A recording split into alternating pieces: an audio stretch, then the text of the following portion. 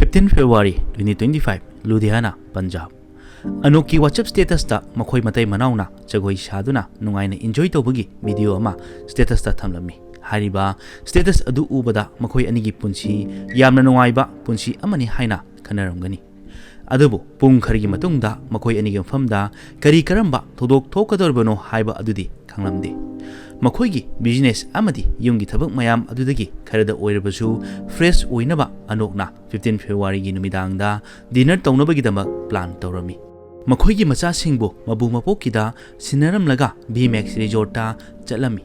Hariba resort asi makoina leiriba yum adudagi kilometer 15 chatlaga leiba mafam amani. Makoi anina loisinduna dinner gi damak makoigi car Suzuki Ritz ta chatlami. Asumna makoina numidangi pung 10 makhai aduaida resort ta yorami. Makoina resort yorba matung chak ising charaga makoi anina jagoi saduna makoigi busy oiba punsibo ngahakta oirabasu nungai thoklami aduga makoi anina jagoi saba adu video namduna WhatsApp status ta thamlami. Adugi matung pung 12 makhai aduaida makoigi car tongduna yumda chatkirami. Numit adugi atheng manumidangi pung 1 makhai aduaida police ta miyoi amana call taruklami. Call taruli ba miyoi aduna hairami. Ruga Road highway da nupa ama soktuna taduna lerami.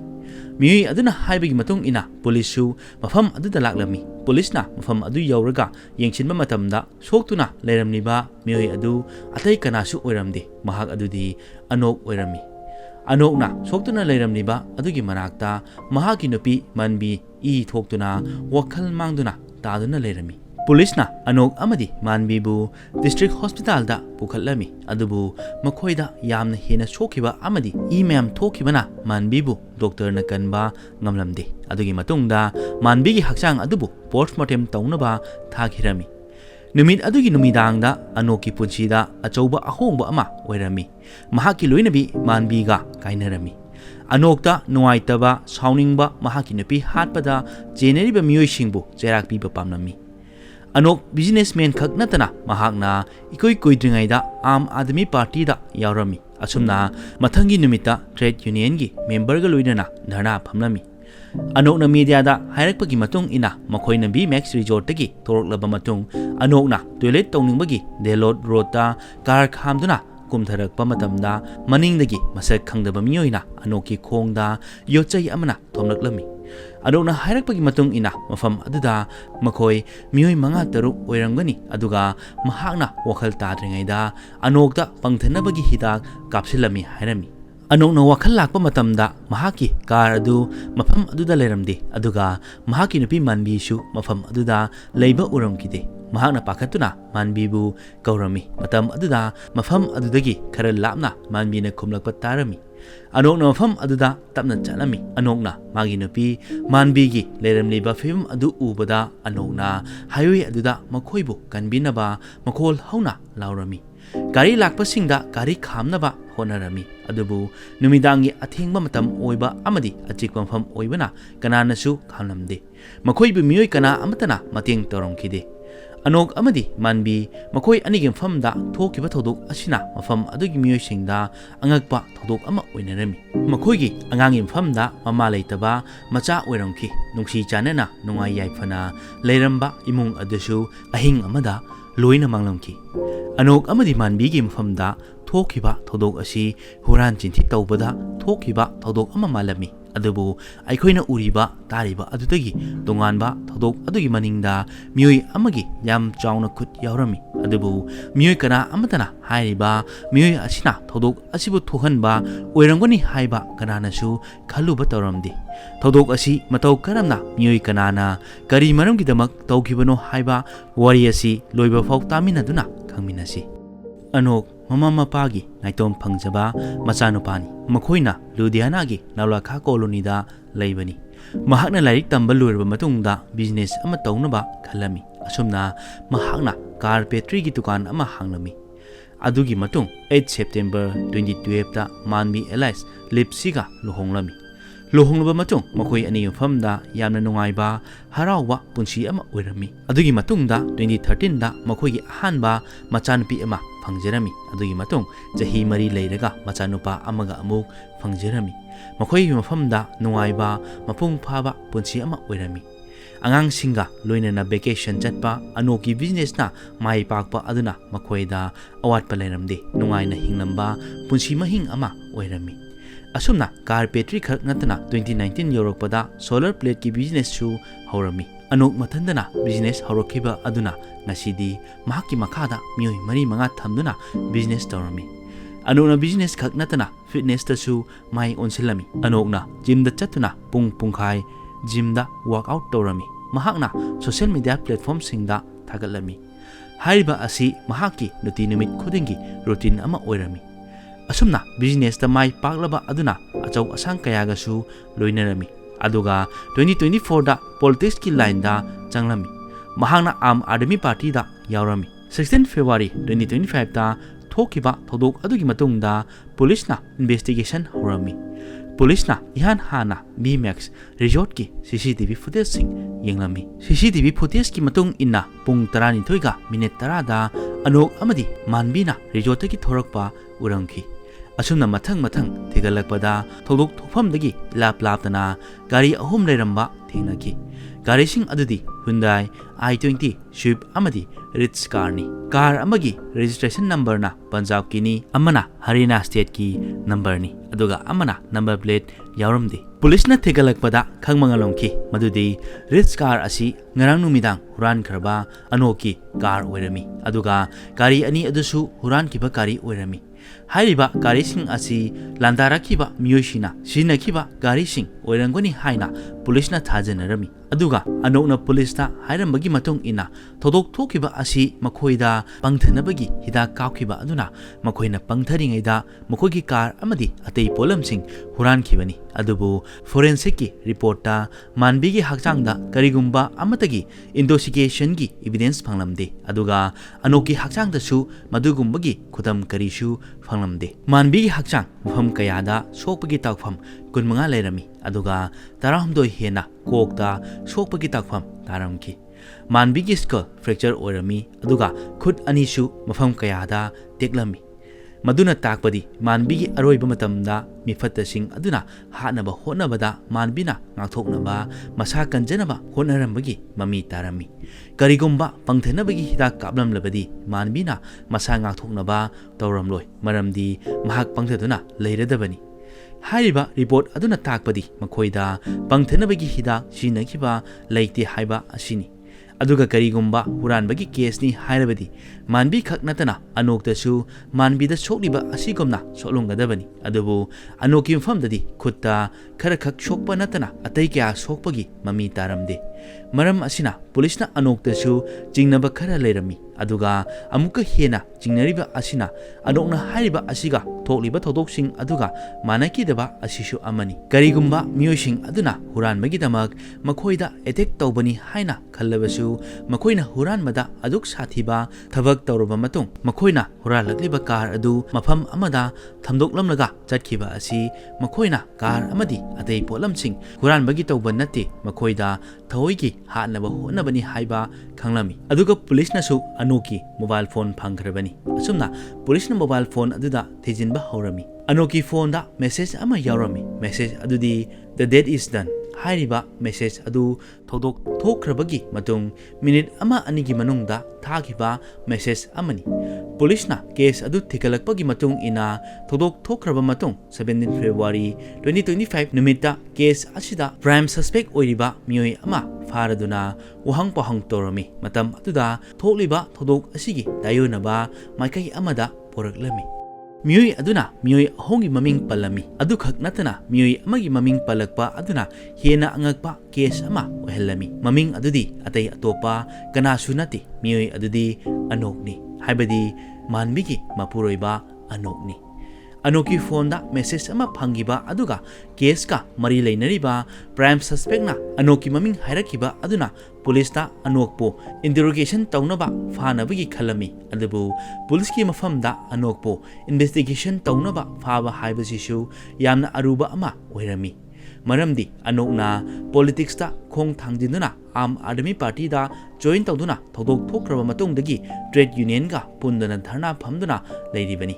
Anokta mahaki loinabi kaina kibagi awaba oiduna protest phamliba aduna yamlaba miyamda anokpu nungsibiba mangonda support tawbiba oiramki adu khak natana politics ki power su leibana maram oirega police na anokpu hekta phaba haiba asi awaba amadi aruba ama oiramki police na anokpu uhang pahong tangnaba mahakpu matau karamna police station da purakadagi khanduna khanarami aduga police na plan ama tawrami asumna anokta medical checkup tawnabagi district hospital da chatnaba hairami hariba asidi routine procedure ama oiribani maram asina anoksu police na hariba adu yaraduna chatlami madugi khudong chaba lawduna district hospital da chatpagi mahuta police station da puduna laklami police ki thong adu ubada anokta angakpa amadi oirami ahanmada police na wahang tawba hobada anokna khara pakhatpa ama tawrami adubu kona hangbadadi mahakna karisu tawdaba amagum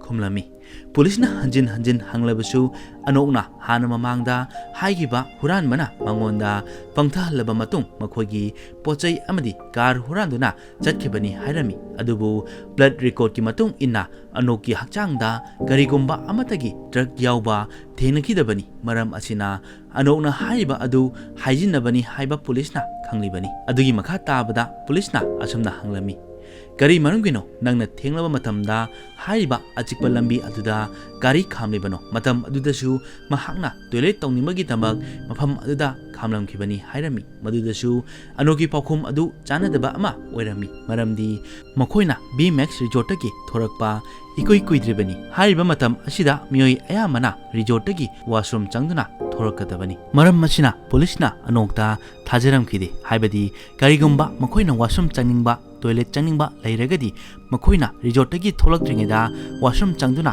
haibadi toilet tawduna lakadabani adubu hariba asi police ta chingnaba ama oiramki makhatana police na thigatpada anoki social media gi account gi khangmangamlami adudi anok masa fitness oina thamba pamlami mahakna nongmada pung ani ahumdi gym da chatuna workout tawrami anok asi masa mamu phaba miyoi ama oiribani karigumba mahaki loinabi manbida miyoi kharana attack tawrlabadi mahakna miyoi amaga yamna laina ngakthokpa ngangpham thoklibani adubu anoki hakchangda mi amaga muknaba khanabagi mami amata leiramkhide anokna media da haikiba adudasu police na kupna yengchinbada asoiba kaya ama urami madudi ayukta makhoina protest tawba matamda anoki khut animakta bandage yelami adugi matungi video da khut ama khaktada bandage yetpa urami aduda natana mahaki khut choliba aduna yamna laina ising podal thangatuna ising thakpasu urami hariba footage asi mayang famda uhanjaramgi asumna police na wahang kaya ama hangmada pakhatpa phawrongki mahagi pakhatpa aduna police na hangmada pakhum amata manandana khumlami anokna haibigi matung ina makhoida attack chathakiba adu makhoigi pochai huranaba tawkiba thabakni hairami adubu makhoina chaliba lambi aduda cctv amata leitaba mafam amani maram asina thodok asi hanana wakhal phajana khallaga tawwa thabak ama oiramgani haina chingnarami aroibada police na anokna message thakiba adugi message yenghanbada anokta chenfam leiramkide asumna mahakna asengma pumba haidoklami mahakna contract killer ama neklaga mahaki nupi manbibu hadhankibani anokna asumna hairakpa aduda miyoi kana amatana anokna asumna tawrongani haiba thajaba ngamlamde mahaki nupi leikidabadagi protest tawduna mihatpa puthoktriba phawba manbigi aroiba mathau mangam phawba tawroi hairamba anokna mastermind oiramba asi angakpa thajidaba ama oirami asumna police na haujikti manbi asibu kanana hatpano haiba adudi khanglami adubu gari maramgi hatlibano haiba adudi haujiksu khangdrebani asumna gari maramgi hatlibano haina hanglami 2019 da anokna mahaki business saukthokpa matam aduda mahakna staff kharasu thamlami makhoigi marakta employee ama yaurami madudi pratikshani mayamgi mityengdadi makhoi ani asi boss amaga employee amaga leiba mari adukhak urami adubu makhoi anina dukan amatada punna leiminaba thegnaba wari watai sanaba aduna tapna makhoi anigi marakta mari ama laglami asumna makhoina dukan gi thabak loirba matung numidangi matamda pratiksha amadi anok makhoi anina phone da pung kaya ama wari sanarami Karigumba matamda anokna yumda laiba amadi magi nupi laiba taragadi pratikshaga message thanaduna wari sanarami. Makoi anigi mari asi anoki nupi manminadi khangdrebani. Adubu anok amadi pratikshana luhongnabagi wari fawba khanarami. Asumna lainaringai anoki nupi manbina makoi anigi mari adubu khanglami. Matam aduda manbi shauraduna anoka toina khatnarami. Aduga asomdana pratikshagi imung manungi miyoisingna pratiksha asibu atopa nupa amada luhongbinaba tawrami. Pratikshana luhongba adubu thaidoktuna lakhibani. Pratikshana Jungi 2024 fawba anokta makhoi ani luhongnaba taksinbata natana manbiga divorce tawnabasu hairami. Anoksu pratikshaги nungsiba amadi apamba aduna pratikshabu thadokpa pamlamde. Achumna anokna mahagi nupi manbiga divorce tawnabagi hairami. Anok amadi manbi makhoigi angang ani lairabani. Manmi machanupi jahi 12 shurabi amadi jahi 8 shuraba machanupa adugi khallaga divorce tawba pamlamde. Aduga divorce tawnaba haiba matamda manbina yaramkide. Aduga pratikshadagi lapna lainabasu hairami. Hariba adu anokna pratikshada haiba matamda makhoigi ngahaki wakhalna manbibu hadoktuna makhoigi lambidagi yelaktanaba hainarami. Adubu anokna jela changba tanbadagi hariba adu anokna yaramkide. Adubu pratikshana anokta toina themba amadi anokpu thawna hapa oina karigumba nangna jelda changlabadi aisu jelda laigani hairamki. Matam aduda anoki wakhalda ahongba ama lalamki. Asumna anokna mahagi nupi manbi asibu matau karamna hatkadagi haina plan tawba horami. 2024 June thada anokna mahagi employee oiriba Harvindrada manbibu hatnabagi wari sarami. Plan pumba hairami.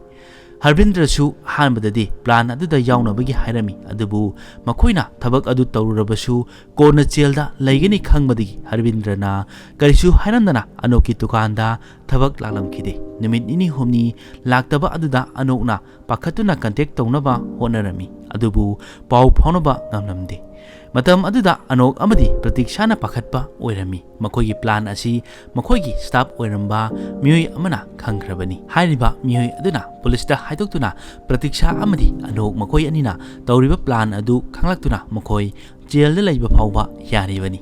Pratiksha amadi anok makhoi anina pakhatpa kaya leirabasu makhoina plan tawba adudi leblamde. Adugi matungda anokna miyoi amaga thinarami. Miyoi adugi nupina hospital amada nurse oirami. Miyoi aduda sel mayam ama pige mangonda poisoning oiba injection ama pinaba hairami. Sel yamna pigani haibada miyoi adunasu yaramki. Adubu miyoi aduda advance hana pinaba hairami. Asumna anokna advance kara piraba matungda anoki thabak tawramdana tumina miyoi adusu lodkhirami. Makhoi anina tawge khaliba thabak aduna araiba thabak ama nattabanina makhoi mateng kananasu tawramdi. Adubu matam asumna haujilakpana pratikshagi imung manunggi miyoina atopa nupa amada April 2025 ta luhongbinaba hainarami.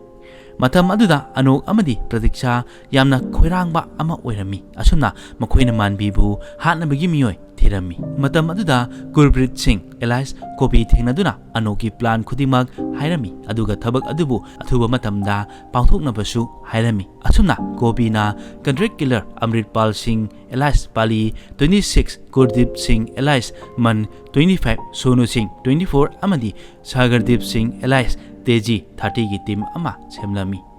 Amritpal Singh, Gurdeep Singh amadi Sonu makhoina Ludhiana gi khungang Nanpurda laibani. Aduga Sagardeep na Thandari Galanda laibani. Hairiba thabak asibu pangthoknabagi tamakta lupa lakh 2.5 yanarami. Lising yankhai hana thabak tawdringaida advance oina pinaba hainarami. Makhoigi plan gi matung ina achikpa mafam CCTV camera leitaba mafam thirambani. Asumna dialogue bypass ta thabak adubu tawnaba khanarami. Thodok thokdringaigi mamang haibadi makhoina thabak tawdringaigi mamangda mafam adubu makhoina kari thauduna akoibeda traffic amadi police laibra haina hana yengthoklami. Achumna makhoina mafam ama khalami. Hairiba mafam aduda thabak adu tawrabadi makhoina tawbani haina thidokpa ngamlaroi haina khalamki.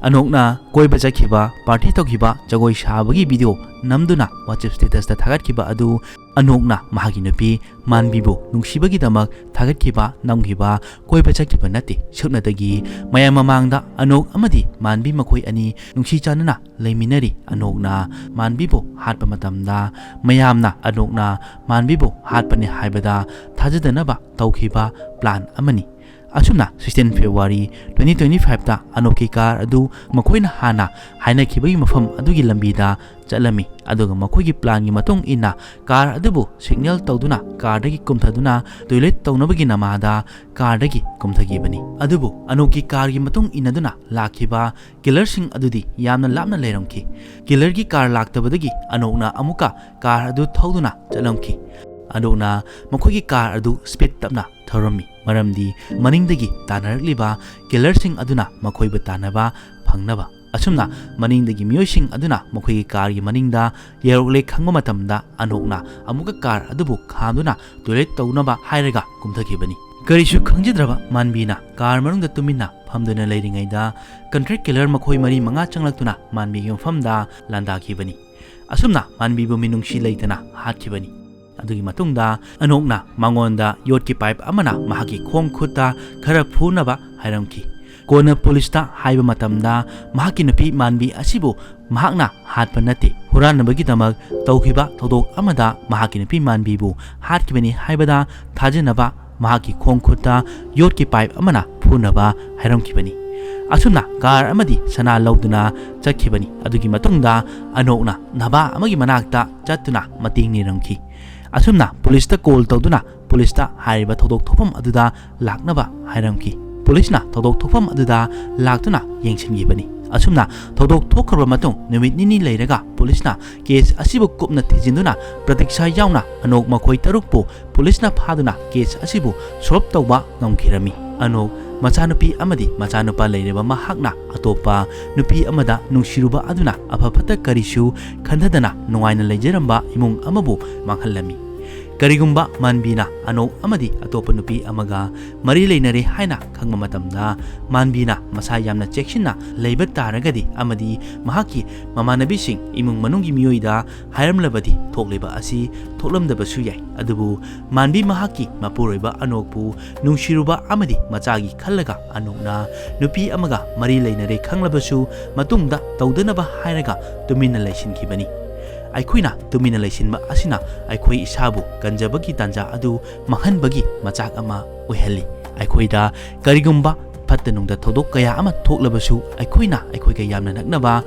isung imanaba imung manung mari mata singda aikoida thokliba thodoksing adubu haiba tahanba khanganba asi tangaimak phadi karigumba aikoina tungda pattanungda thodok kaya ama thoklabasu haiba wari aduna pattanungda kayadagi kanba ngambagi khudong chaba ama phangadoribani aikoina haiba thodoksing adudagi lanthengnaba ngamba mathau tai manbina anokda thajaba thamba amadi anokpu chance ama piruba amadi angangi tungi punchida kari oirakani haina angangi khaluba divorce tawkidaba aduna ngasi manbigi punchi mangkhirami amadi angangsingbu mama leitaba macha oihalamki relation khudimak thajaba amagi makhada leiribani adubu thajaba manglaba matamdadi aihakna isana mayam adubu khangna chatpa aduna khwaidagi afaba ma oigani mihatpa amada chaira kaya pirabasu sikraba miyoi adudi kaidonungda amuk halaklaroi aduna aikoina thorokliba khudimak cheksinna mithumna hum singna aikoina leiba mathau tare masini ngasigi achengba thokiba thokhaningdaba thodok amagi wari asi tabirba matungda adomda kari phawibagi haiba comment tawduna kanbiru aduga wari asi tahanjaba matamda soikhilan kiba yawrubusu tabirabisingna ngakpinaba haijari iroiroibada channel asibu support tawbiduna like share comment amadi subscribe tawba kawbikanu